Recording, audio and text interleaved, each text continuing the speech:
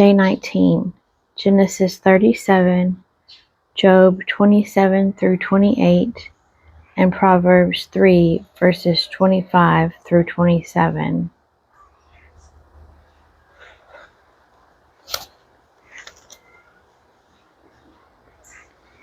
Genesis 37. Joseph dreams of greatness. Jacob dwelt in the land of his father's sojournings, in the land of Canaan. This is the history of the family of Jacob. Joseph, being 17 years old, was shepherding the flock with his brothers. He was a lad with the sons of Bilhah and Zilpah, his father's wives, and Joseph brought an ill report of them to their father. Now Israel loved Joseph more than any other of his children, because he was the son of his old age, and he made him a long robe with sleeves. But when his brothers saw that their father loved him more than all his brothers, they hated him and could not speak peaceably to him.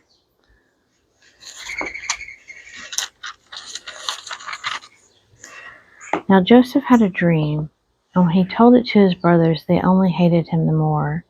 He said to them, "Hear this dream which I have dreamed. Behold, we were binding sheaves in the field, and behold, my sheaf arose and stood upright, and behold, your sheaves gathered round it and bowed down to my sheaf." His brothers said to him, "Are you indeed to reign over us? Or are you indeed to have dominion over us?" So they hated him yet more for his dreams and for his words. Then he dreamed another dream, and told it to his brothers, and said, "Behold, I have dreamed another dream. And behold, the sun, the moon, and 11 stars were bowing down to me." But when he told it to his father and to his brothers, his father rebuked him and said to him, "What is this dream that you have dreamed? Shall I and your mother and your brothers indeed come to bow ourselves to the ground before you?" And his brothers were jealous of him, but his father kept the saying in mind. Joseph is sold by his brothers. Now his brothers went to pasture their father's flocks near Shechem. And Israel said to Joseph, "Are not your brothers pasturing the flock at Shechem? Come, I will send you to them." And he said to him, "Here I am." So he said to him, "Go now, see if it is well with your brothers and with the flock, and bring me word again." So he sent him from the valley of Hebron, and he came to Shechem. And a man found him wandering in the fields, and the man asked him, "What are you seeking?" "I am seeking my brothers," he said. "Tell me, I beg you, where they are pasturing the flock." And the man said, "They have gone away, for I heard them say, 'Let us go to Dothan.'" So Joseph went after his brothers, and found them at Dothan. They saw him afar off, and before he came near to them, they conspired against him to kill him. They said to one another, "Here comes this dreamer. Come now, let us kill him and throw him into one of the pits. Then we shall say that a wild beast has devoured him, and we shall see what will become of his dreams." But when Reuben heard it, he delivered him out of their hands, saying, "Let us not take his life." And Reuben said to them, "Shed no blood. Cast him into this pit here in the wilderness, but lay no hand upon him, that he might rescue him out of their hand, to restore him to his father." So when Joseph came to his brothers, they stripped him of his robe, the long robe with sleeves that he wore, and they took him and cast him into a pit. The pit was empty, there was no water in it. Then they sat down to eat, and looking up they saw a caravan of Ishmaelites coming from Gilead, with their camels bearing gum, balm, and myrrh, on their way to carry it down to Egypt. Then Judah said to his brothers, "What profit is it if we slay our brother and conceal his blood? Come, let us sell him to the Ishmaelites, and let not our hand be upon him, for he is our brother, our own flesh." And his brothers heeded him. Then Midianite traders passed by, and they drew Joseph up and lifted him out of the pit, and sold him to the Ishmaelites for 20 shekels of silver, and they took Joseph to Egypt. When Reuben returned to the pit and saw that Joseph was not in the pit, he tore his clothes and returned to his brothers and said, "The lad is gone, and where shall I go?" Then they took Joseph's robe and killed a goat and dipped the robe in the blood. And they sent the long robe with sleeves and brought it to their father and said, "This we have found. See now whether it is your son's robe or not." And he recognized it and said, "It is my son's robe. A wild beast has devoured him. Joseph is without doubt torn to pieces." Then Jacob tore his garments and put sackcloth upon his loins and mourned for his son many days. All his sons and all his daughters rose up to comfort him, but he refused to be comforted and said, "No, I shall go down to Sheol to my son mourning."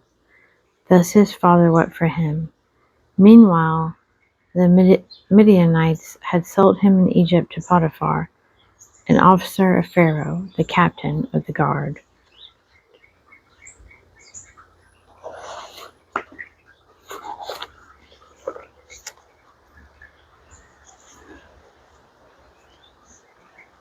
Job 27. Job maintains his integrity. And Job again took up his discourse and said, "As God lives, who has taken away my right, and the Almighty, who has made my soul bitter, as long as my breath is in me, and the Spirit of God is in my nostrils, my lips will not speak falsehood, and my tongue will not utter deceit. Far be it from me to say that you are right. Till I die, I will not put away my integrity from me. I hold fast my righteousness and will not let it go. My heart does not reproach me for any of my days. Let my enemy be as the wicked, and let him that rises up against me be as the unrighteous. For what is the hope of the godless when God cuts him off, when God takes away his life? Will God hear his cry when trouble comes upon him? Will he take delight in the Almighty? Will he call upon God at all times?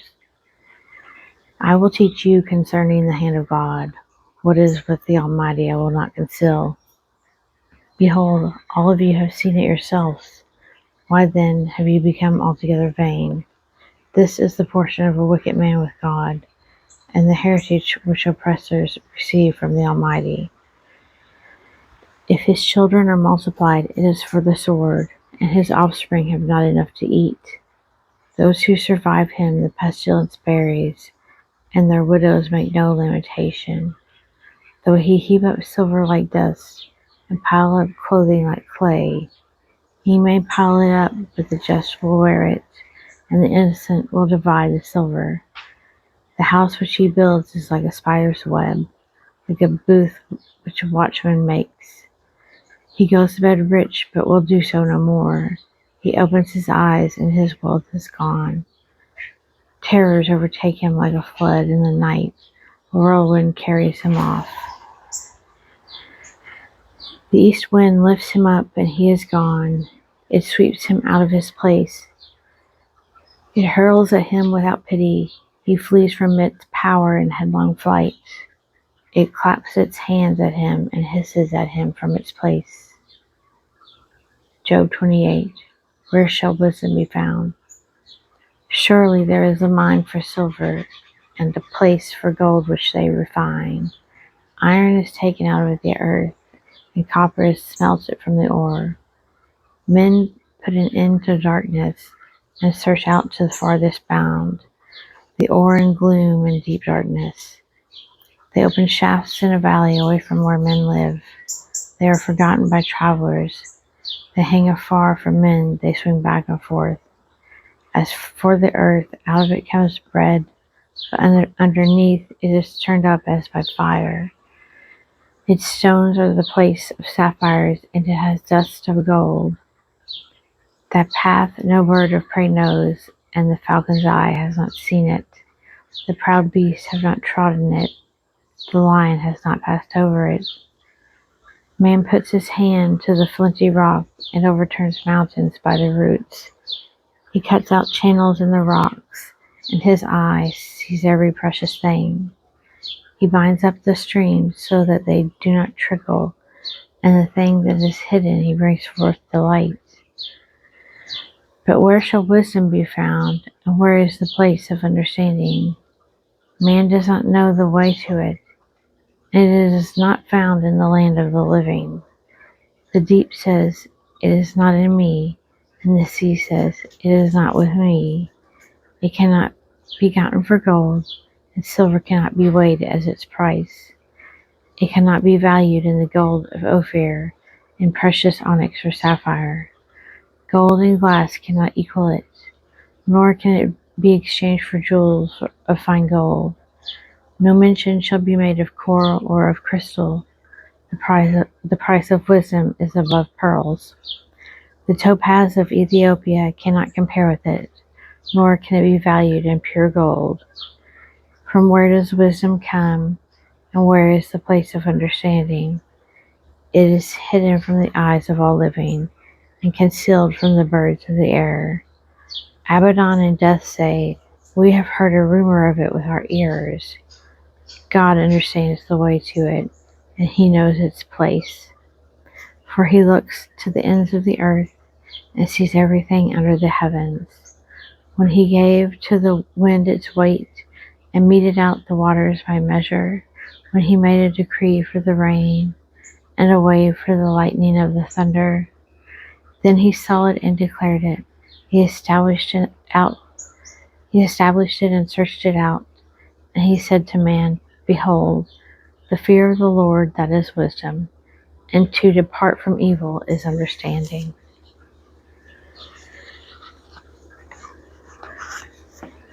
Proverbs 3, verse 25. Do not be afraid of sudden panic or of the ruin of the wicked when it comes, for the Lord will be your confidence and will keep your foot from being caught. Do not withhold good from those to whom it is due when it is in your power to do it.